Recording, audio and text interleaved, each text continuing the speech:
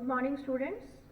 पिछली कक्षा में हम फ्रांस के पारंपरिक वस्त्रों के इतिहास के बारे में पढ़ रहे थे और उसी को मैं कंटिन्यू करूँगी। और मैंने आपको बताया था अगर हम फ्रांस के इतिहास की बात करें तो राजा लुइस जो 14 थे उनके साथ साथ रानी एंटोनेट के बारे में मैंने आपको बताया था और कैसे वहाँ पे 18वीं शताब्दी में क्रांति आई और कैसे महिलाओं ने जो राजा थे और रानी थी और जो इतना एक्सट्रीम में जो वो अपव्यय हो रहा था कपड़ों का और जो वो इतना नुकसान होता था फैशन के प्रति से जो मध्यम वर्ग और निम्न वर्ग के लिए, उसकी क्रांति लाई महिलाएं और उन्होंने अपने वस्त्रों में बहुत सारे बदलाव लाए।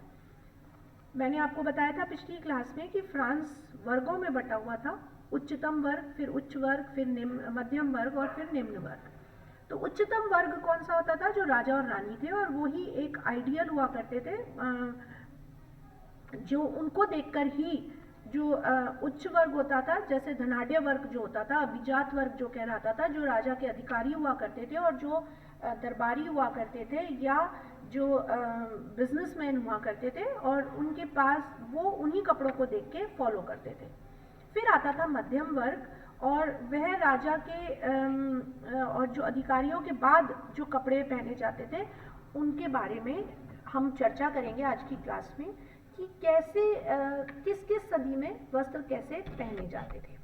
अगर हम 1650वीं सदी की बात करें तो महिलाएं बड़े बड़े गाउन, ये भारी भरकम गाउन पहनती थी जो कमर से ऊपर होते थे और इसे बारो क्यूब कहा गया था।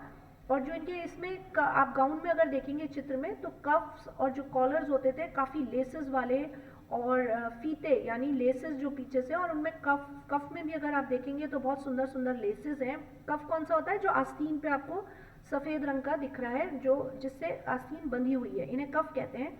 और इन पे भी लेसेस हुआ करती थी, और जो सिर पे लगाती थी ये छोटा सा हैट पहनती थी, वो भी लेसेस का होता था।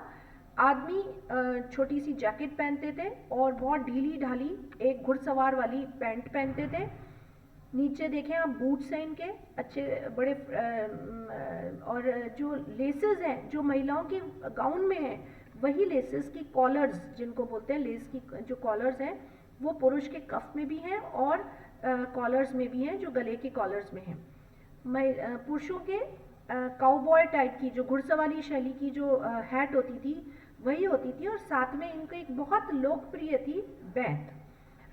प्रत्येक पुरुष अपने साथ एक बैंत रखता था। वो केवल चाय भले काम नहीं आती थी, वो दिखावटी होती थी जो उनको स्टाइल देती थी और एक अलग सी शैली में उनको अवतरित करती थी। फिर धीरे धीरे डेवलपमेंट आया और सदियां बढ़ी। 1660 में महिलाओं में आस्तीन अगर आप देखेंगे तो इनकी कितनी पफ वाली आस्तीन देख रहे हैं आप, पफ, और एक छोटी सी हॉप्ड स्कर्ट, यानी कि जो टॉप है, टॉप में भी एक छोटी सी नीचे घेर की स्कर्ट बनी हुई है, टॉप में बीच में कमर से बंधा हुआ है और फिर स्कर्ट है, फिर नीचे लॉन्ग गाउन है। और यूजुअली ये जो शैली थी ये जर्मन शैली से इंस्पायर्ड थी, क्योंकि जर्मनी में ऐसे कपड़े पहने जाते थे। हम बात कर रहे हैं फ्रांस की, तो फ्रांस और जर्मनी आसपास के देश हुआ करते थे। तो फ्रांस की महिलाएं भी जर्मनी से प्रेरित होकर इनके गाउन्स में थोड़ा परिवर्तन आया और वे स्कैंडिनेविया भी एक कंट्री है यूरोप की और फ्रांस के पास में है। तो आप देखेंगे लेफ्ट वाली जो रेड कलर वाली जो इसमें महिला है, इसने जर्मन शैली से प्रेरित कपड़े पहन रखे हैं, और जो राइट जो सीधे हाथ पे जो महिला का चित्र है, इसने स्कैंडिनेविया एक कंट्री है उसकी शैली की पोशाक पहनी हुई है। इनकी टोपी होती थी सफ़ेद, और ब्रोकेड जो आज भी हम यूज़ करते हैं, ब्रोकेड का आप देखें ऊपर इन्होंने शॉल नुमा एक पैलेंटाइन या कैपलेट इसको बोलते हैं, जो शॉल नुमा होता है, इसको लपेटा हुआ होता था, कमर पे लटके हुए। देखिए इनकी स्कर्ट के आगे, क्योंकि ये काम करती थी, फूल तोड़ना, फल तोड़ना, खेतों में जाना, तो ये आगे एक स्कर्ट के आगे एप्रन पहने हुए होती थी। वाइट कलर का एप्रन है जिससे काम करने में ड्रेस इनकी गंदी नहीं होती थी, और इन्हें गृहिणी का लुक, इससे पता चलता है ये गृहिणी है दोनों। फिर धीरे धीरे डेवलपमेंट आया, महिलाएं ठंड को बाहर रखने के लिए एक विस्तृत कॉलर, मतलब कॉलर का और ठंड एक तरह से गाउन को और कवर करने के लिए एक बड़ी सारी कॉलर, और कॉलर का साइज बड़ा हो गया, कॉलर बड़ी हो गई, एक मफ, हुड और मखमल के मुखौटे टाइप, लाइक मखमल का जो आप देख रहे हैं नीचे की जो स्कर्ट है उसके ऊपर जो एक और फ्लेयर्ड आप ब्लू कलर का, ये जो वॉयलेट कलर का यानी कि बैंगनी रंग जो है उसका आप एक कवर्ड और ड्रेस देख रहे हैं जो एक शॉल नुमा है लेकिन सिला हुआ है। और इनकी जो कफ थे, अब यहाँ से देखिए आप इस पोशाक में चेंज देखेंगे दोनों पुरुष और महिला के, कि इनकी कफ हट गई है, जो बंद आस्तीन थी वो हट गई है और अब झालर वाली खुली हुई आस्तीन हो गई हैं। आदमियों का कोट जो 1650 में आपने चित्र में देखा था छोटा हुआ करता था कोट, और अब इनका कोट क्या हो गए, लंबे, लॉन्ग, घुटने तक के। और जो बीच जो पैंट है जो पहले लंबी होती थी टखने तक, अब वे छोटी हो गई थी, घुटने तक हो गई थी और इन्हें ब्रीच पैंट कहा जाता था। और जो इनकी टोपी होती थी, टोपी में क्या लगाने लग गए थे, ये पंख, बहुत सुंदर सुंदर फेदर्स लगाया करते थे। और जो महिलाओं की टोपी होती थी वो आगे से गले के नीचे बंधती थी। दोनों ही अपने बालों को खुला रखते थे, घुंघराले बाल हुआ करते थे। और जो पुरुषों के जो लंबे बूट्स हुआ करते थे वो हील वाले होकर और छोटे हो गए थे। आप देखें ये खुले हुए हैं क्योंकि पैर इनमें दिख रहे हैं दोनों, और छोटे बूट वाले हील वाले जूते होते थे। और ये पुरुष भी बैग फैशन के लिए रखा करते थे। 1690 में आदमियों के पोशाकों में परिवर्तन आया और लंबे बटन वाले कोट, और जिसमें कि एक फीता, जैसे आगे की तरफ अगर आप इसके बालों के पास देखें, एक वाइट कलर का बड़ा सारा रिबन से बंधा हुआ वो होता था जूता, मतलब आप देखें बालों के पास जो है वो कॉलर है फीते वाली, खूब अच्छी लेसेस वाली, सेम वैसी ही महिला ने भी पहन रखी है, बहुत सारी लेसेस का प्रयोग हो रहा है। और जो जूते हैं, आप पुरुष के जूतों में अगर ध्यान से देखें तो हील वाले जूते हैं और साथ में उन्होंने आगे लेसेस से यानी फीते से बांध रखा है। क्योंकि लुइस 14 की शैली को बहुत अपनाया जाता था और वो उनके एक तरह से आइडियल थे जिनको देख के ये लोग वैसे ही कपड़े पहनते थे। तो क्योंकि लुई 14 अपने बालों को खुला रखते थे तो ये पुरुष भी खुला रखने लगे।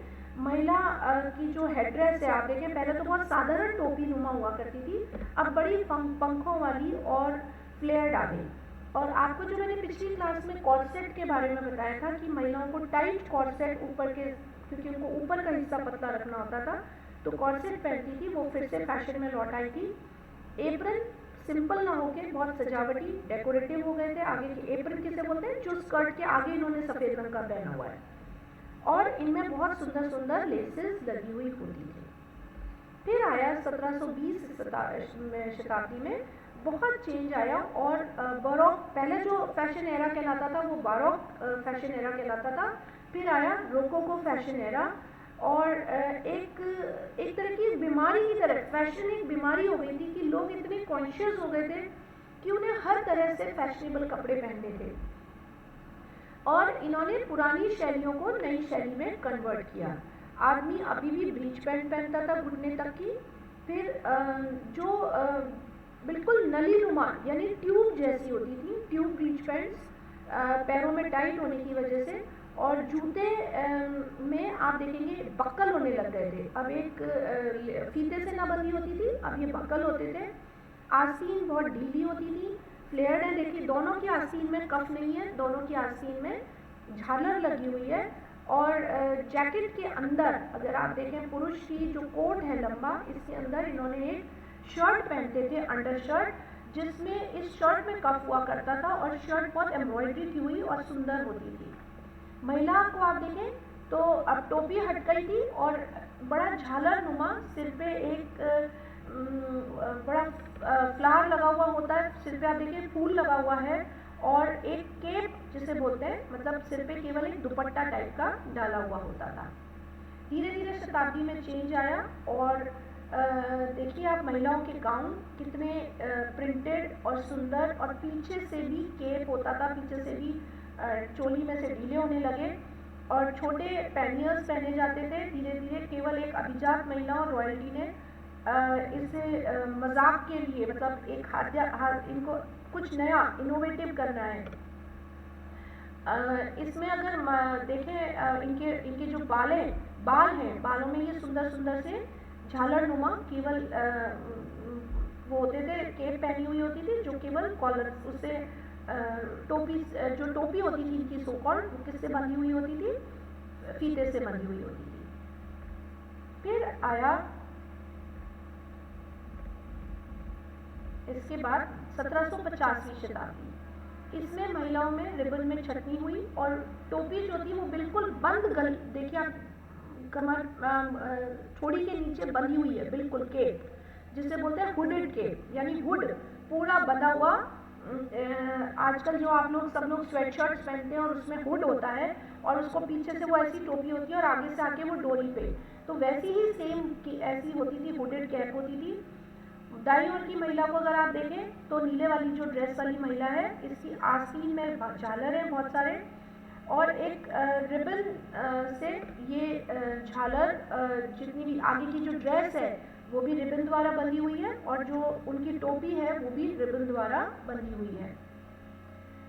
फिर आया महिलाओं में बहुत सारा चेंज आया धीरे धीरे। 18वीं शताब्दी आ रही थी, गाउन्स चोली में डिजाइन होते थे, वो एक कॉर्सेट चल रहा था, ठोस बड़े वैरायटी वाले गाउन्स पहनने लग गई थी। कोहनी तक इनकी जो आस्तीन है, जो पूरी फुल स्लीव्स थी, यहाँ जो अंतर आया वो बहुत बड़ा अंतर है, जो फुल स्लीव्स की आस्तीन थी वो हाफ या 3/4 हो गई। और महिलाएं अब इस समय तक पाउडर मतलब बालों को रंगने लग गई थी और बालों को कर्ल करवाने लग गई थी। आदमी लंबे कोट पहनते थे, शॉर्ट ब्लीचेस पहनते थे, इनके जूतों की हील्स भी कम हो गई और आदमियों के जूतों के आगे बक्कल लगे हुए थे। और जो टोपी थी वो साधारण काउबॉय वाली टोपी थी, बाकायदा ये भी बालों को रंगने लग गए थे। और अब ये बाल खुले नहीं रखते थे, दोनों ही महिला और पुरुष बालों को रिबन से बांधने की परंपरा आ गई थी। ये थे आपके कुछ, इससे आपको आइडिया लग जाएगा फ्रेंच फैशन किस तरह से था। ये महिला और पुरुष जो राजाओं से इंस्पायर होकर, महारानी एंटोनेट और राजा लुइस से इंस्पायर्ड होकर जो वस्त्र पहनते थे, मैंने आपको इसका चित्रण किया है।